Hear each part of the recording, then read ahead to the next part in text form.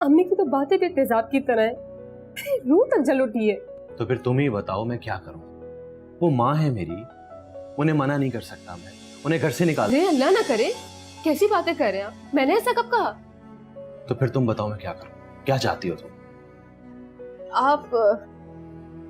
आप सुबह ऑफिस जाते वक्त ना मुझे अब्बू के यहाँ छोड़ जाया करें और वापसी में पिक कर लिया करें, बस।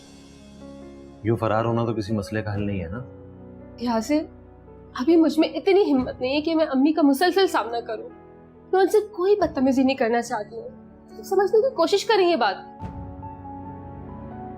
अच्छा ठीक, तुम रेडी हो जाओ, मैं तुम्हें छोड़ देता हूँ, लेकिन सिर्फ आज के लिए। ठीक है।